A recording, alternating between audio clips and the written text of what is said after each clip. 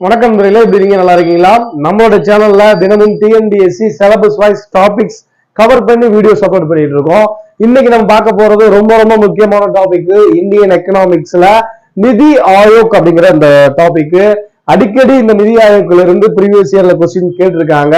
So இந்த ஒரு video நம்ம பார்க்க போறது என்ன அப்படின்னா, நிதி ஆயோக் அப்படின்னா என்ன, கடந்த 10 வருடத்துல நிதி ஆயோக் அப்படிங்கிற டாபிக்ல இருந்து கேட்கப்பட்ட கேள்விகள் என்ன அப்படிங்கிற இந்த வீடியோ பார்க்க போறோம். சோ முழுசா அந்த வீடியோ பாருங்க, ஸ்கிரிப்ட் பண்ணாதீங்க. நிதி ஆயோக் அப்படின்னா என்ன அப்படிங்கறது தெரிஞ்சுக்கணும்.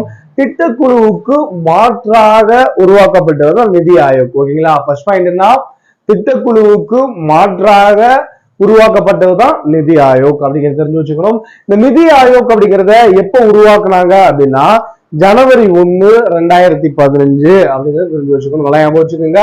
நிதி ஆயோக் எப்ப உருவாக்கப்பட்டது அப்படின்னா ஜனவரி 1, 2015. நிதி ஆயோக் அப்படி இருக்குல்ல, இந்த நிதி அப்படின்னா அதாவது நிதி அப்படின்னா என்ன அப்படின்னா national institute for transforming India. ஓகேங்களா? கண்டிப்பா அதோட அப்ரிவேஷன் என்னன்னு அடிக்கடி கேள்வி கேட்டிருக்காங்க. National institute for transforming India. ஓகேங்களா? சோ அந்த அப்ரிவேஷன் கேட்டாலும் நம்மளுக்கு சொல்ல தெரியணும். ஓகேங்களா? இப்ப நிதி ஆயோக் அப்படிங்கிறது ஜனவரி 1, 2015 உருவாக்கி இருக்காங்க. இதோட அப்ரிவேஷன் என்ன அப்படின்னா national institute for transforming India அப்படிங்கறதா இதோடைய அப்ரிவேஷன் அப்படிங்கிறது தெரிஞ்சாச்சு. சோ இந்த நிதி ஆயோக்கை உருவாக்குனது யார் அப்படின்னு பாத்தீங்க அப்படின்னா மாண்புமிகு நரேந்திர மோடி அவர்களுடைய தலைமையில தான் நிதி ஆயோக் உருவாக்கப்பட்டுள்ளது. நிதி ஆயோக்கை உருவாக்கியவர் யார் அப்படின்னா யாரு? மோடி அப்படின்னு நம்மளுக்கு சொல்ல தெரியணும். நிதி ஆயோக்குடைய முதல் தலைவர் யார் அப்படின்னாலும் மோடி. நிதி ஆயோக்குடைய துணைத் தலைவர் யார்? முதல் துணைத் தலைவர் யார் அப்படின்னா ராஜீவ் குமார். யாரு? ராஜீவ் குமார். நல்லா யோசிச்சுக்கோங்க. நிதி ஆயோக்குடைய முதல் துணைத் தலைவர் யார் அப்படின்னா ராஜீவ் குமார். நிதி ஆயோக்குடைய தலைவர் யார் அப்படின்னா மோடி அப்படின்னு தெரிஞ்சு வச்சுக்கணும். இந்த நிதி ஆயோக்குடைய தலைவர் யார் அப்படின்னு பாத்தீங்க அப்படின்னா திட்டக்குழுல உள்ள மாதிரியே நிதி ஆயோக்குலையும் அதோடைய தலைவர் யார் அப்படின்னு பாத்தீங்க அப்படின்னா பிரதமர். ஞாபகம் வச்சுக்கோங்க. யார் தலைவர்? பிரதமர்.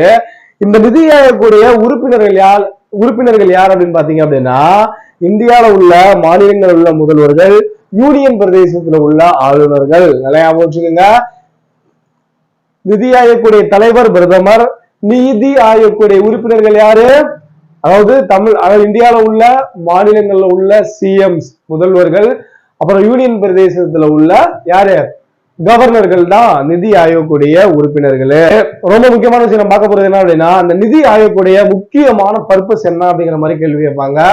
அதாவது நாட்டிற்கு தேவையான கொள்கைகள் மற்றும் திட்டங்களை வகுப்பது, அதை முறைப்படுத்துவது எல்லாமே நிதி ஆயோக்குடைய வேலை. ஓகேங்களா? அதாவது நாட்டிற்கு தேவையான திட்டங்களை வகுப்பது, அதை செயல்படுத்துவது எல்லாமே யாரோட வேலை? நிதி ஆயோக்குடைய வேலை அப்படின்னு தெரிஞ்சு வச்சுக்கணும். கடந்த 10 வருடத்துல இந்த நிதி ஆயோக் அப்படிங்கிற டாபிக்ல இருந்து என்ன கேள்வி கேட்டிருக்காங்க அப்படிங்கறத நான் பார்க்க போறேன். ஆன்சர் நீங்க தான் சொல்லணும். என்ன அப்படின்னா நான் சொன்னேன்ல இந்த நிதி நேஷனல் நிதியுடைய அப்ரிவேஷன் என்ன அப்படிங்கிற மாதிரி கேட்கிறாங்க. நிதி ஆயோக்குடைய அப்ரிவேஷன் என்ன அப்படின்னு பாத்தீங்க அப்படின்னா national institute of transforming India. National institute of transforming India.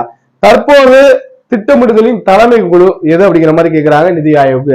ஏன் அப்படின்னா திட்டக்குழு எல்லாம் இல்ல, திட்டக்குழு ஒழிக்கப்பட்டு நிதி ஆயோக் உருவாக்கப்பட்டுள்ளது. அதே போல தேசிய வளர்ச்சி குழு உருவாக்கப்பட்டும் நிதி ஆயோக் உருவாக்கப்பட்டுள்ளது. அப்ப இதுக்கு என்ன ஆன்சர் அப்படின்னா தற்போது திட்டமிடுதலின் தலைமை குழு எது அப்படின்னு பாத்தீங்க அப்படின்னா நிதி ஆயோக். ஓகேங்களா? சோ இந்த ஒரு வீடியோல நிதி ஆயோக் சம்பந்தப்பட்ட தகவல் எல்லாத்தையும் பார்த்தாச்சு. இது போல நம்மளுடைய சேனல்ல தினமும் வீடியோ சப்போர்ட் பண்ணியிருக்கோம். நம்மளுடைய வீடியோஸ் எல்லாம் பிடிச்சிருந்துச்சுன்னா லைக் பண்ணுங்க, கமெண்ட் பண்ணுங்க, தயவு செய்து சப்ஸ்கிரைப் பண்ணுங்க. நன்றி.